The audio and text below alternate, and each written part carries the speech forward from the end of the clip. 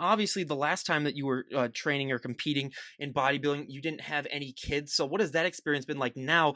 I mean, obviously your time management has to be a lot better than it was probably back when you were 18, 19 and getting started in this. How have you done that? Because for so many people, I mean, especially moms that have kids, it's hard for them to find the time to go to the gym. How do you manage that? Oh man. Luckily my daughter's finally in kindergarten, so I get like a 5-hour break. My husband works up to 7 days a week. So I have my cosmetology license, but I'm taking care of my kids till they're fully full time. My daughter's not quite full time yet. But now that they're back in school, I'm able to pretty much get my training done during the day. But I have to do, keep the house clean, do laundry, get them to soccer practice and baseball practice because we do sports and they're both in sports. I have a 6 and an 8-year-old.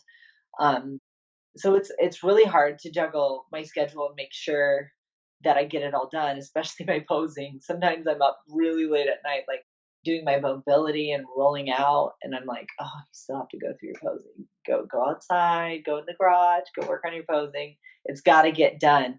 It it's got to get. I got to know I have that integrity that if I lay down and I know if I did it or not, and I'm like, I have to. It has to be crisp. Everything has to be it has to get done. You have to do your homework if you want to get a good grade. So I have to make it work. And luckily, I get a 2-hour break if I have to bring my kids to the gym. I can take them to the gym for 2 hours.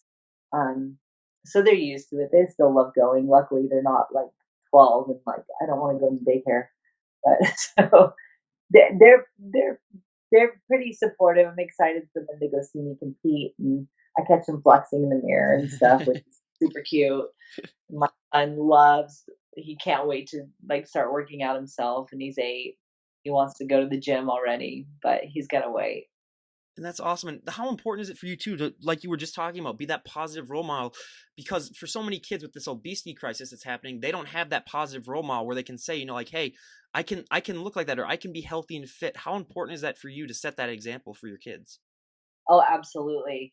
Like when they're eating their food, I'm explaining to them why they need vegetables for their body to grow and for their body to function properly. And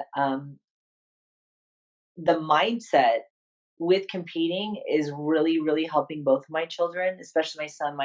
My son is extremely competitive, and he gets that from both sides because my husband played soccer as well, and we're both athletes. Uh, he's so competitive that like if his team loses, he gets very emotional. Um, so I have this rule with my son. I'm like, okay, Mason, um, did you try your hardest? And if he says yes, I go, then you have no reason to cry. Sometimes the team's better, and that's okay. Sometimes you're not going to get the call from the umpire.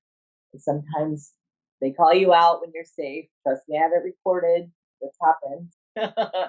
I have it recorded. I put it in slow mo. You were safe, but that's okay. It's going to happen. Life isn't fair. But my rule with him is you're not allowed to cry if you know you gave 100%.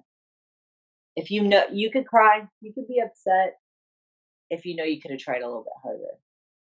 But I want you to go out there and I want you to give it your all. Try your hardest. Don't let your team down. As long as you try your hardest, you should have no reason to cry or be upset with yourself.